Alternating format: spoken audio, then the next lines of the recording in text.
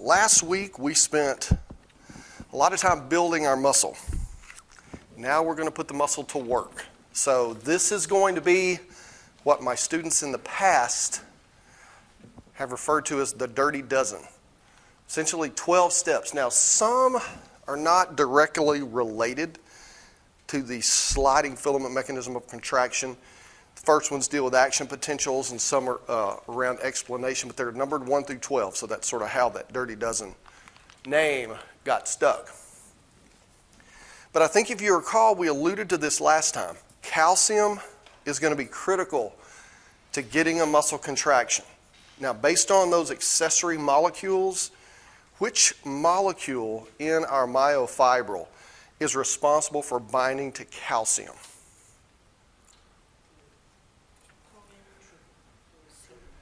Starts with a C, yeah.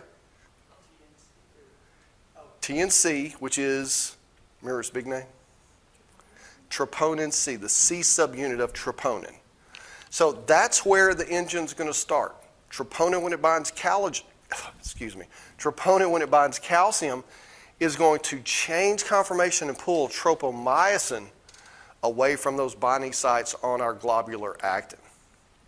So that's where we get, if we have calcium, we get a contraction. No calcium, relaxation of the muscle. And that's calcium released into the area of the cytoplasm where we have our myofibrils.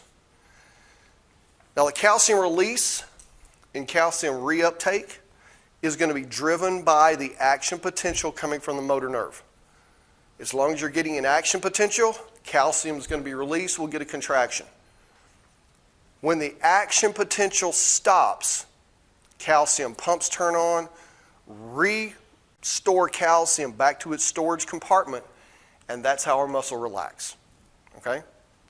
So calcium presence is directly related to calcium release.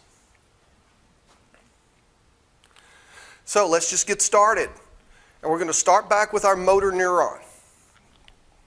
We're good with our action potential, sliding down the axon, that synchronous opening and closing of sodium voltage gated channels and potassium voltage gated channels. We get our depolarization, all that good stuff. When we get to our synapse, we're going to have our neurotransmitter released. And what is our excitatory neurotransmitter always going to be for skeletal muscle? Acetylcholine. So that's going to give us our excitatory postsynaptic potential. Nearby sodium voltage gated channels, they will be caused to reach the threshold for an action potential, minus 55 millivolts. They open and we've restored the action potential in the muscle cell. Now that action potential is going to slide across the plasma membrane of the muscle cell, just like it did along the axon. Synchronous openings and closing of sodium voltage gated channel, potassium voltage gated channels, until we get to these invaginations of the plasma membrane down into and throughout the muscle cell that we call transverse tubules. So in effect, action potentials in axons and on the surface of our muscle cell, they've been traveling in a straight line. But now we get to these 90-degree turns and go down throughout the cell, around and between all of the myofibrils. And so we've increased the surface area through which the action potential can travel because of these invaginations of the plasma membrane, so it can spread throughout the muscle cell more quickly. Now in this illustration, I want you to notice this blue spiderweb looking material. A big fancy word for a network in biology is a reticulum. Do you remember the term reticulum in cell biology? What reticulum did you learn about? Endoplasmic reticulum. In our muscle cells, skeletal muscle cells, our modified endoplasmic reticulum is called the sarcoplasmic reticulum. And whereas our endoplasmic reticulum functions in our cells, and we still have that in muscle as well, for protein synthesis, protein sorting, a little bit of glycosylation of proteins, The sarcoplasmic reticulum, its job is to store, control the release of, and to control the pumping back of calcium. So the SR, sarcoplasmic reticulum, is where calcium is stored.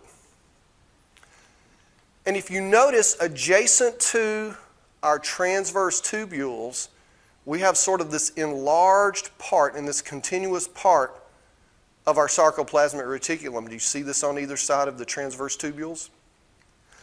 Those parts of the sarcoplasmic reticulum are called the terminal cisternae. And it's these terminal cisternae that have voltage-gated channels and calcium release channels. So as the action potential slides down our transverse tubules, they're going to activate these voltage-gated channels that also lead to the opening of calcium release channels. So now as the action potential slides down the transverse tubules, boom, that's going to trigger calcium to be released from the sarcoplasmic reticulum and move until it finds that troponin C subunit. In this case, how does calcium move? What transport mechanism is being used to go from the sarcoplasmic reticulum out into the cytoplasm? How much calcium do you have around the myofibrils when the muscle is at rest? None, zero. You got a ton in the sarcoplasmic reticulum. You open the gates, it flows out. What does that sound like? High to low. Diffusion. Since we're going through calcium release channels, how would we define it? These are just calcium release. They're linked to the voltage gated, but we open up our calcium release channels, which are proteins. Calcium flows through them. This is facilitated diffusion. Facilitated diffusion. So we've released the calcium. Here we see a little bit higher magnification. We see our neuromuscular junction. We've seen this illustration before. Here are nicotinic receptors that lead to our EPSPs. Here are some sodium voltage-gated channels that begin the repropagation of the action potential across the surface and down into our transverse tubule. Then here we have our voltage-gated channels that are linked, and we're not exactly sure how they're linked. We just know they're linked to our calcium release channels. The action potential leads to the opening. Calcium, you can see, is flooding out of our sarcoplasmic reticulum, or in this case, this would be our terminal cisternae, into the area where we have our myofibrils, including troponin C.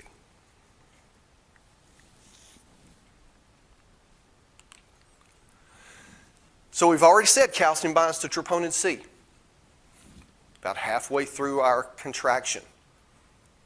So when calcium binds to troponin C, it changes shape. And what molecule does troponin C pull out of the way? It's the other T one. Tropomyosin. Remember, it runs around the groove of our filamentous actin strands. So when it pulls tropomyosin, it uncovers our S1 myosin binding sites on the globular actin.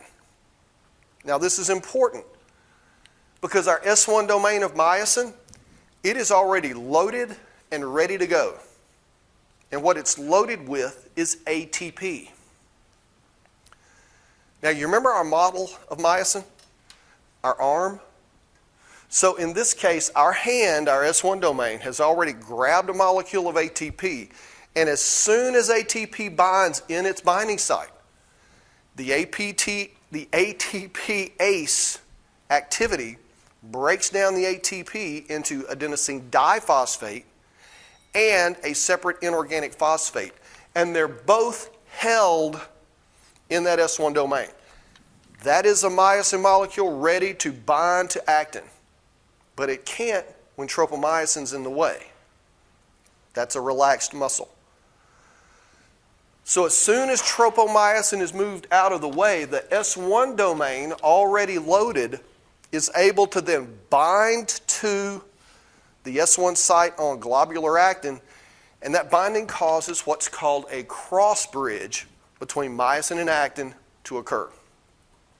And remember, This is 200 to 300 of these myosin heads on our thick filament. They grab onto actin, they handhold. That handhold is called a cross bridge. So here we can see a muscle relaxed. The little lifesaver looking guys, that's going to be our troponin, and the thread is tropomyosin. I wish they'd made them different colors because it's not the same molecule. But when calcium binds to tropomyosin, moves it out of the way, now our little Q-tip heads, the S1 domain, bind to the olive pits. Those are the binding sites on our globular actin. And each one forms a cross bridge, and now they're ready to have a contraction occur. But something has to happen for the contraction to occur, because we're sort of stuck in place as it is right now. So here's another example. Without calcium, tropomyosin's in the way, we're relaxed. With calcium, we form that connection, the cross bridge. And notice in our illustration, ADP is still sitting in its binding site, but what got spit out? The inorganic phosphate. As soon as you form a cross bridge, inorganic phosphate gets ejected. And as soon as the inorganic phosphate gets ejected, now we're already holding on to actin as a myosin molecule. Here I extend my arm. When we spit out the little phosphate, that's going to trigger a power stroke to occur. That's going to be a bend between the heavy and light myromyosin chains, and this is what it looks like. When you flex your forearm, that's myosin bending and moving when the phosphate's ejected. And since it's hanging on to the actin, it's going to pull those actin strands toward the M line, and that shortens the sarcomere, the functional unit of our muscle. Because the actin are directly connected, well, indirectly connected to our Z disc by those accessory molecules. And so when you pull, it pulls the Z lines toward the M band, and that shortens the whole sarcomere. So now we're contracted. But remember, this is like the piston of a car, or it's like a tug of war. Have you ever played tug of war? You know, when you're pulling and you're pulling and you're pulling, and you get the rope real close to your body, what do you have to do? You've got to let go and re-grip. So you let go and grab it again. You don't lose what you gain because other people are holding on to, because you don't all let go at the same time. So all of the myosin heads don't reset at the same time, but you have to do multiple cycles of this contraction relaxation to get the muscle to contract fully. So now we have to reset. And the way we reset is we replace the ADP molecule with another molecule of fully charged and fully loaded ATP. Now, some suggest that ATP leaves first. As soon as the power stroke occurs, ATP leaves and ADP leaves, and then a new molecule takes its place. Some say that the ATP comes in and just pushes the ADP out. Whichever occurs, that particular sequence isn't important.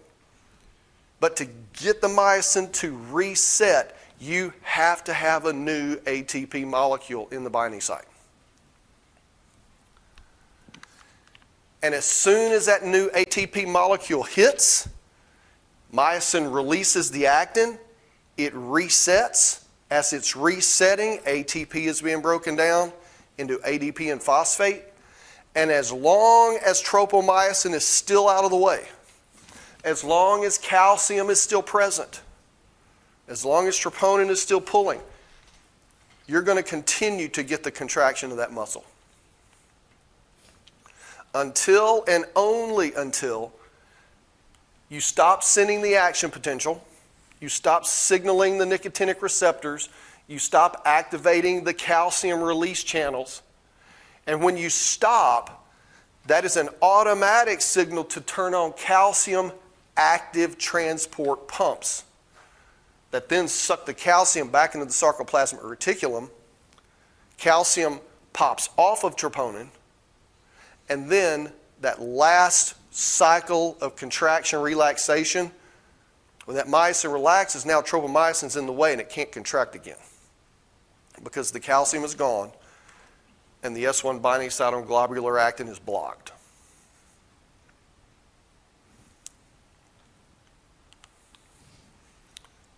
Everyone see our 12 or so steps. Let's put it into sort of like a life cycle. You remember the life cycles in zoology? I guess you have them in botany too. Okay, let's see if I can impress Dr. Pratt. The gametophyte and the sporophyte? Okay, are those the two? Okay. Whew. Either that or stomata and thylakoid. That's all my botany that I can remember. All right, we're going to start with our illustration with a relaxed muscle. We're not showing our troponin, tropomyosin, just know that it's there. We're looking at actin, myosin, and there's our S1 domain. Notice at rest, we've already got ATP broken down. That's a loaded gun, it's ready to go. So when calcium comes in and moves tropomyosin out of the way, we get a cross bridge. That connection. When we get that connection, the inorganic phosphate is released. That causes a power stroke. Whenever the power stroke happens, we're going to get ADP replaced with a new molecule of ATP. That's going to reset our myosin. And as long as we're getting an action potential, and tropomyosin is still out of the way because calcium's present, we will continue to do this cycle over and over and over and over and over. The only time we're going to stop doing that is we run out of ATP. And depending on how active you are, you could potentially do that. A sprinter that's used to running 100 meters at that speed, they're not going to run 26 miles at that speed. They will run out of ATP. Okay. Now, I like to illustrate this in a different way. It's a little more interactive, so I'm going to need your help. All right? So extend your arm. This is our myosin molecule. Don't hit your neighbor. We've got plenty of room. All right, extend your arm. We've got our ADP and our inorganic phosphate bound, right? Calcium comes in, slides tropomyosin out of the way. We get our cross bridge. So you snap your fist up, that signifies, boom, getting the cross bridge. Before we get a power stroke, what has to happen? What has to be released? The phosphate, which is the smaller of our two. So this is how we're going to signify that. Snap your wrist up for a cross bridge, and then we go, you got to make the sound, cross bridge, come on, somebody didn't participate. Do it again. Cross bridge. Okay. As soon as we get the, which is the little phosphate, we get the power stroke. But now we have to reset, right?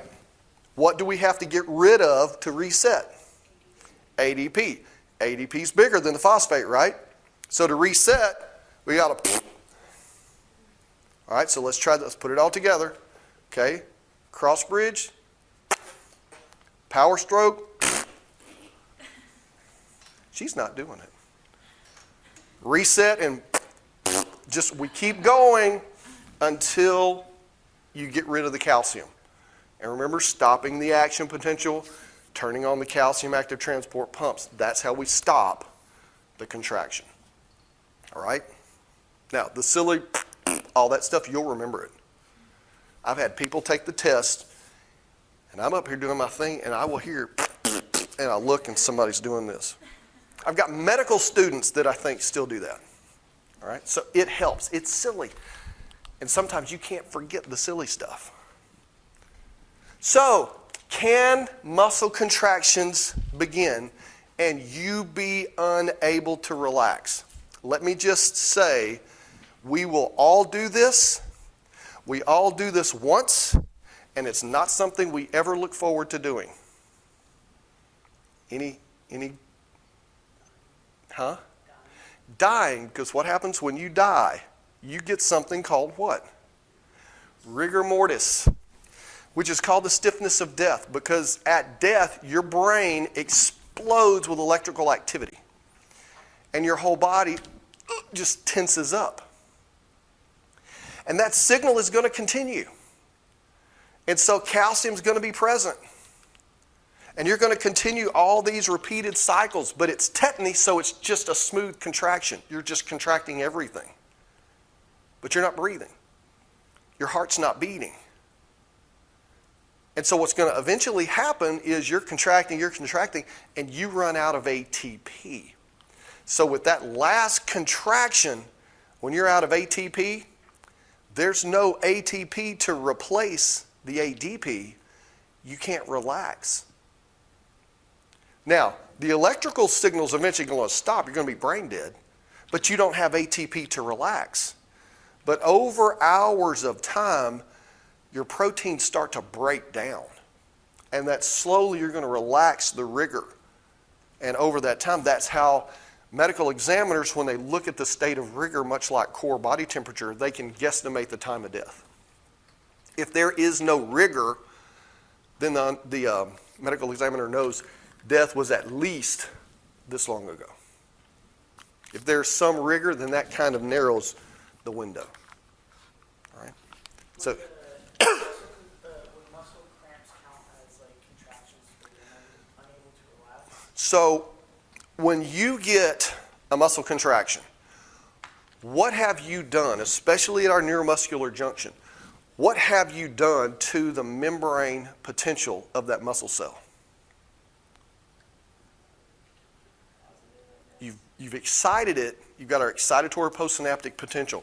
You made that voltage, that difference across the membrane, more positive, and you reach threshold. So if the microenvironment around your muscle cells, all of a sudden, you have enough ions in that surrounding tissue to then mimic having a more positive membrane potential, that's going to cause your sodium voltage gated channels to open inadvertently and spontaneously, and that's a cramp. And what's the best way to change your ions, which are another word for your ions are called electrolytes, around your muscle cell? Well, that's how you add them back, but how do you alter them? You dehydrate, right? So you've got a certain number of electrolytes, ions, sodium, potassium, chloride, in your tissue fluids and in your blood. Well, now if you concentrate them down because you're removing the water from sweat, perspiration, transpiration, now you're getting more and more concentrated. You're changing the membrane potential because you're packing more and more ions in that microenvironment. That's why one of the first things that you see trainers do to athletes, if they have like cramps in their calves or their legs, they will stretch the muscle and they will start to massage the muscle, trying to increase the circulation to bring more fluid to the muscle to balance out the electrolytes. Plus, you drink. If it's bad enough, you go in the locker room, give you an IV. That fixes it pretty quickly. Because when you think about athletes, especially football players, when are they usually going to cramp the most, in the beginning of the season or the end? Season, not the game. They're at the beginning, they're out of shape, it's a lot hotter, they're sweating more, they're not hydrating as they should. So you see a lot more cramps in summer ball pre-season than you do toward the end of the season. And yeah, a lot more cramps at the end of the game rather than the first of the game. Like being sore is similar to that, because like I think like whenever you're really sore sometimes, like the muscles actually really tense and like it's tense like all day. We're going to see toward the end of this chapter that the soreness is going to be due, number one, from lactic acid, when you are exceeding your capacity to do aerobic work. And you can't get enough oxygen to the muscles, and so you do anaerobic, and so the byproduct is lactic acid. But as you use your muscles, you tear myofibrils. Your muscles are constantly, like your bone, they're constantly being remodeled. And if you continually do more and more work, you're going to build and build and build more muscle. if you do less and less and less work, they're being remodeled to fewer myofibrils. So when you're doing something really strenuous, you've broken down a lot of fibers and you're repairing them, but most likely, too, that soreness is going to be due to lactic acid as well. You've probably heard of different muscle fiber types in some of your different classes. Fast twitch, slow twitch, red, white fibers. Well, the fast and the slow directly relates to that S1 domain of the myosin head. How fast or how slow does it transform ATP into ADP and phosphate? I think you can see that the faster you can break ATP down, the more cycles you can have per minute versus a slow twitch that's going to break the ATP down slower. Now, we're not talking about minutes and days and weeks, but just a couple of milliseconds can make a huge difference in the amount of activity that you can do. Type 1 fibers, our first type. They can be called slow, oxidative, and that's going to relate to, what level of intensity of work are you doing? This is where we're producing our ATP through oxidative phosphorylation. We got plenty of oxygen around. We're not using it so fast that our metabolic pathways can't catch up. But they're also called slow twitch and red fibers. So when we look at our characteristics, yes, they're thinner than the other two fiber types. It's not completely insignificant. But really, when we look at these fiber types, these are the ones that are geared for endurance. These are the fibers that are going to take you for a long period of time before those fibers start to fatigue. These are the ones that marathon runners have, not sprinters. The reason that they're so good at this is you have a ton of myoglobin. Have you ever heard of myoglobin before? You probably heard of hemoglobin. What does hemoglobin do? Transports oxygen. Since the first part of the word is heme, where do you find it? In the blood, in your red blood cells. Myoglobin also is able to bind oxygen, but based on the prefix, where do you think you find myoglobin? In the muscle. Myoglobin, when we get to our hemodynamics chapter, we're going to see myoglobin has a much stronger binding capacity for oxygen than red blood cells. So as red blood cells and their hemoglobin bring oxygen by the muscle cell, it doesn't wait for the oxygen to diffuse.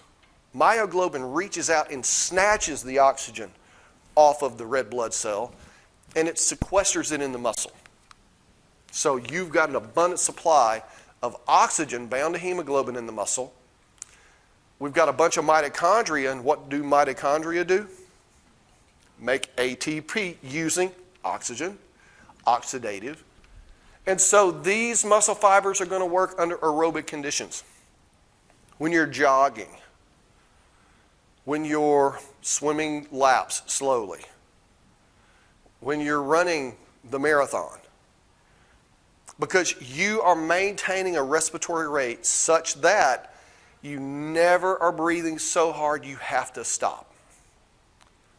This is a slow-paced run so that as long as you're keeping glucose in your system and you can produce energy, you can do this activity. As long as your mind holds out, you can do this activity all day.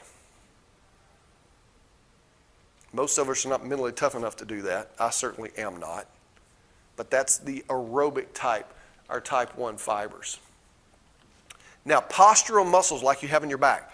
Right now, we're all using our postural muscles. We don't have to think about it. But when you're setting up, when you're standing up, when you're walking, those muscles are contracting all the time.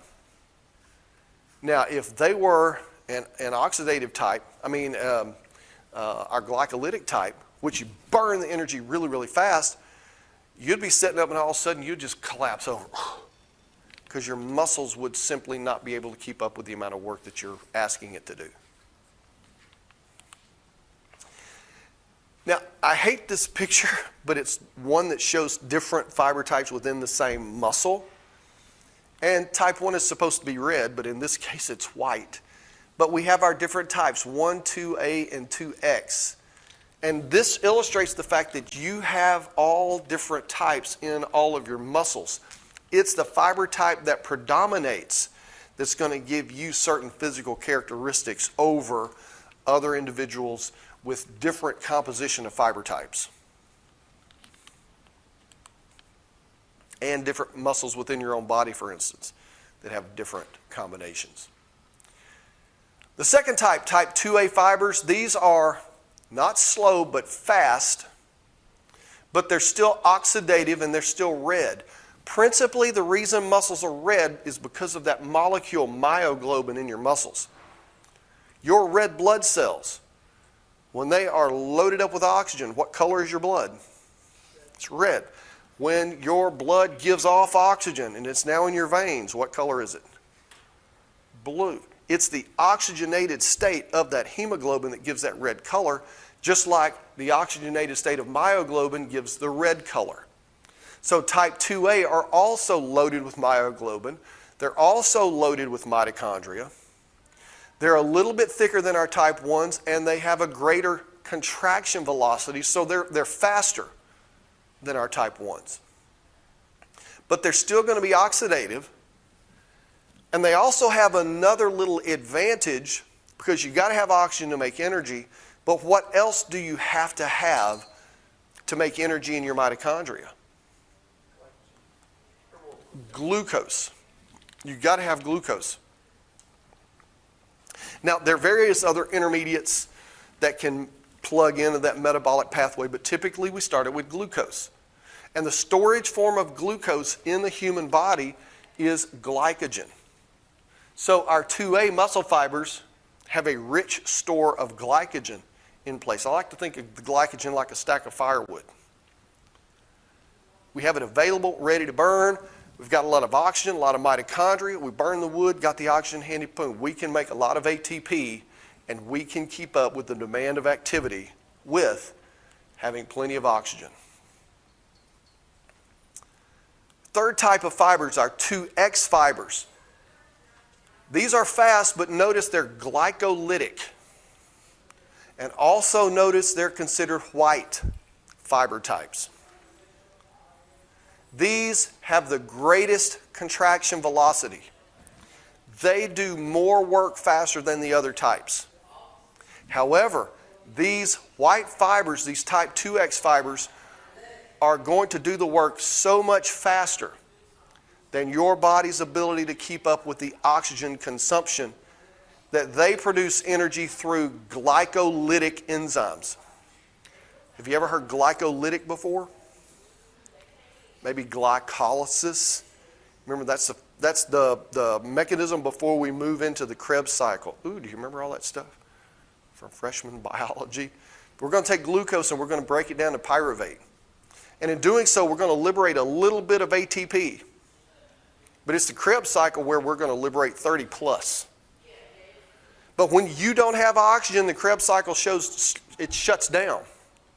And so to make some energy rather than make no energy, we go through glycolysis or the anaerobic pathway. The unfortunate byproduct of that, however, is lactic acid, part of what makes us sore. So I mentioned different individuals have different proportions of these fibers. Well, your muscles have different proportions. So if we look at the quadriceps, this is your big thigh muscles. We look in sprinters.